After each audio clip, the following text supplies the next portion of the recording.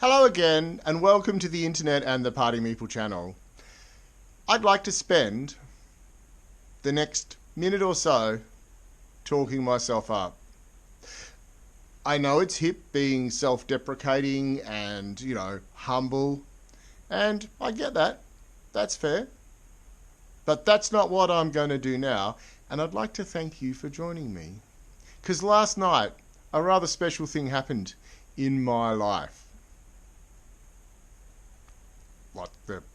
There's been lots of special things in my life, but last night there was a particular special thing that I would like to talk about here in the context of Party Meeple.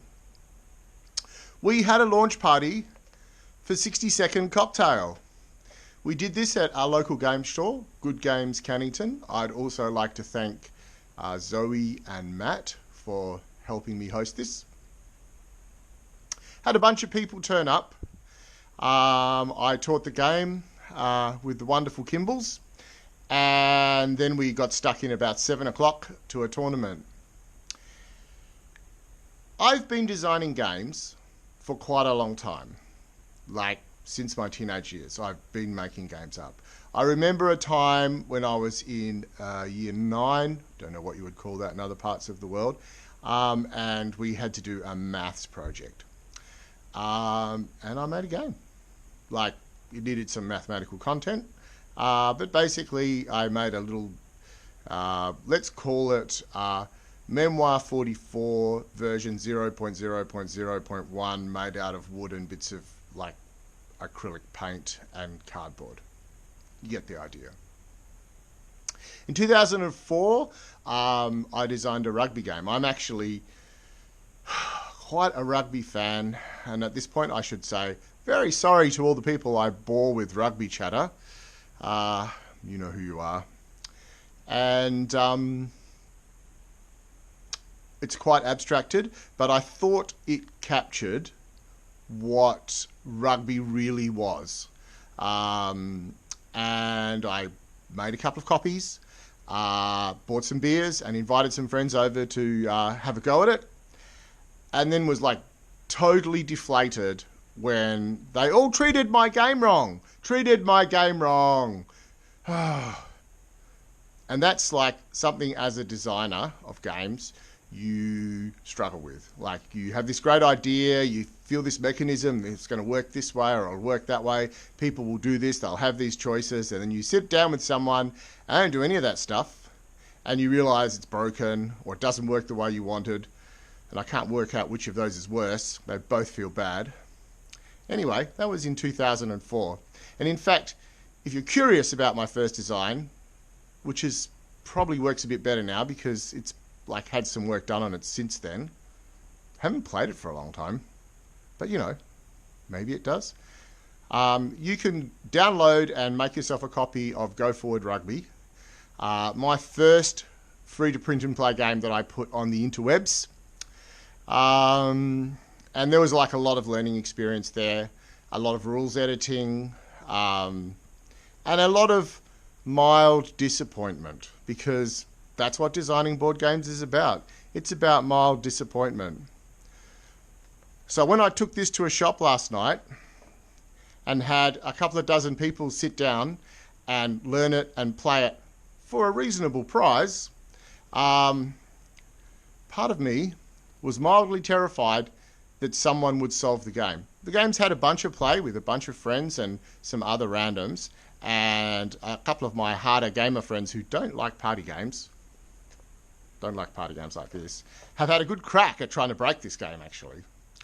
And no one really has. But you're still not sure that when you take your game out into the wild, and you have to face the crowds, that may still not be the case.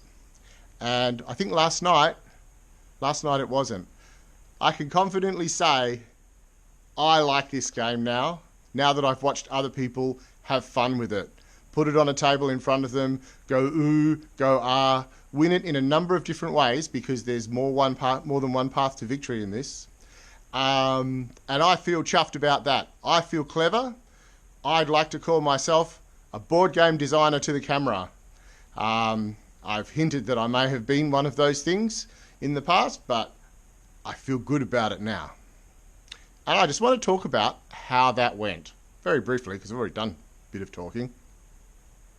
So we had basically the way I ran the tournament was there was 5 games going, and the first 4 winners got into the tournament final, and everybody who won one of those 5 games got a prize of some sort, a mug or a t-shirt, or they got to keep the game that they were playing with, or one of the other Party Meeple games. We had a little merch stand up, promote myself, my little yellow meeple, black meeple on a yellow background, black meeple on a yellow background. Anyway, the interesting thing was that the games, the 5, let's call them heat games, were all resolved in quite different ways. A couple of them were resolved with people like emptying the tip jar, and then the most coins wins. I think all the games had 1 person eliminated.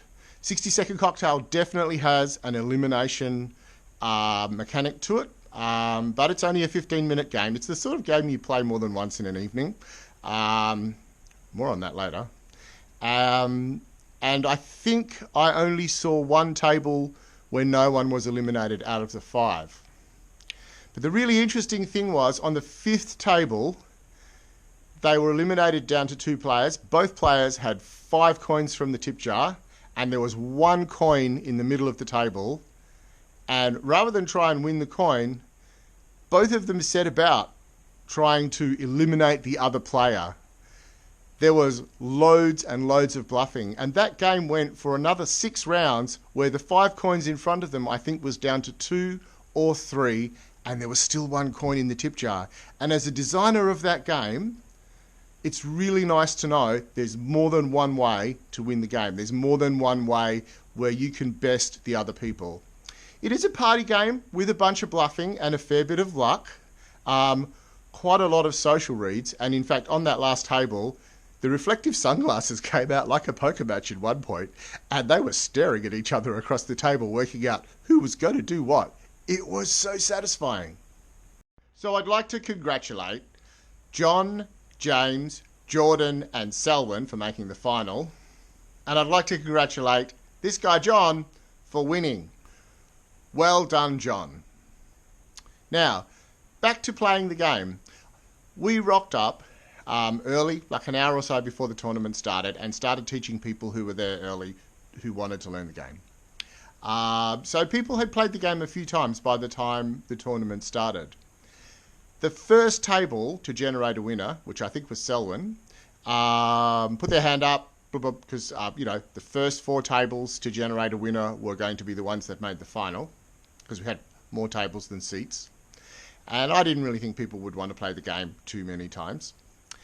But then, because other tables were still well and truly into their games, that table, despite having generated a winner and having played the game before, decided to play it again.